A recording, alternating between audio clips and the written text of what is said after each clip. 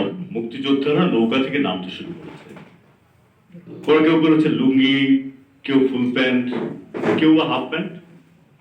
অন্তত 6 জনের বয়স 14 থেকে 17-র মধ্যে, বাকিদের মধ্যে যুবকই বেশি, কেউ বা 40-45-এর প্রৌঢ়, 60 বছরের বৃদ্ধ মনে হলো একজনকে।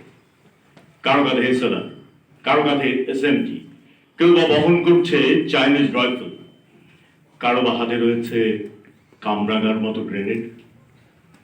ওরা কেউ ফাউলের, কেউ দেওঘরের, কেউ আলীনগরের, অর্থাৎ আশেপাশের গ্রামেরই, কেউ অষ্টগ্রামেরই। এবং এবং এরা যে কেউ আশরাফ, কেউ মধু, কেউ করিম মিয়া, কেউ সাধু ভাই, এই কথাও সবাই জানে।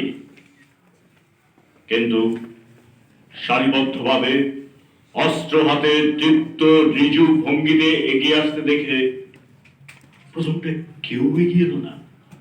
কেননা কিছুক্ষণ আগেই সমস্ত গ্রাম দাপড়ে বেড়েছে রাজাকার আর আলবদরেরা। ওদের সবার চোখে মুখে দুঃস্বপ্নের ছাপ, অত্যাচারের কালিমা। ওরা দূর থেকে ভয় আর সম্ভ্রমের চোখে দাঁড়িয়ে থাকে।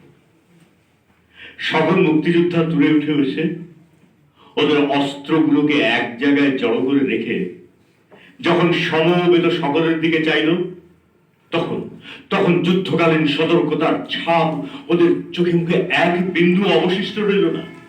গ্রামবাসীরা দৌড়ে এসে মুক্তিযোদ্ধাদের জড়িয়ে ধরল।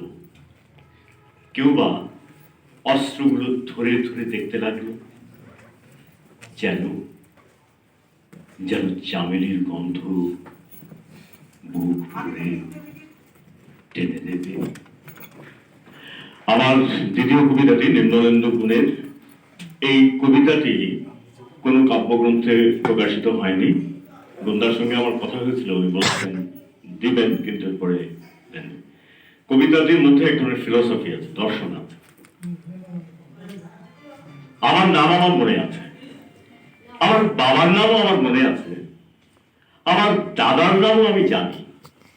কিন্তু কেউ যদি আমাকে আমার ঠাকুরদার ঠাকুরদার ঠাকুরদার ঠাকুরদার ঠাকুরদার নাম বলতে বলেন, তাহলে আমি বলবো তার আগে আমাকে এক গ্লাস জল দিন।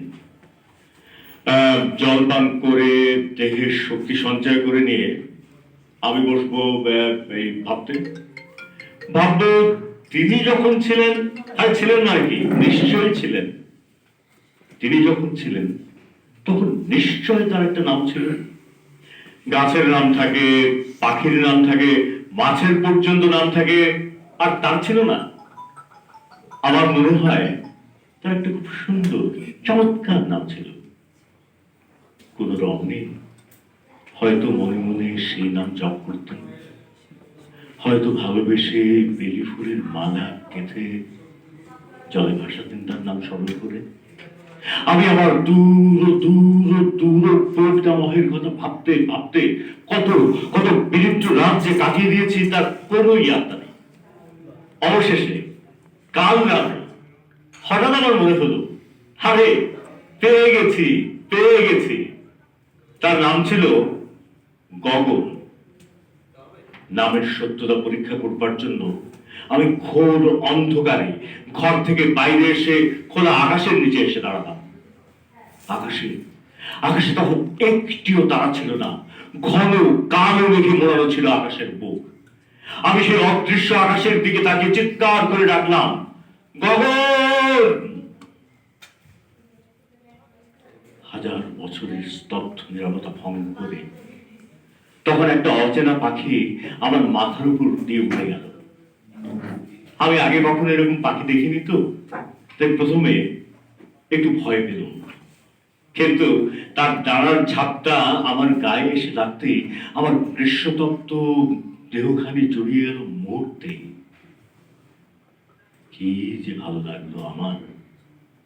আমি আবারও চিৎকার করে বললাম, হে আমার অনন্তের পাখি, হে আমার হারিয়ে যাওয়া দূর দূর দূর প্রপিতামহ, আমি আপনাকে দেখতে চাই, দয়া করে আমাকে দর্শন দিন।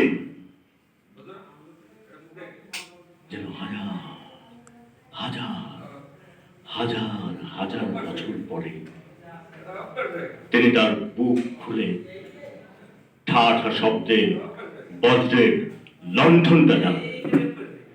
আমার শেষ কবিতা, এই কবিতাটি আমি অনেক জায়গায় পড়েছি এবং এখন পর্যন্ত ইউটিউবে এটি আমার আমার মানে শোনার সবচেয়ে বেশি কবিতা। এ পর্যন্ত 3,12,000 বার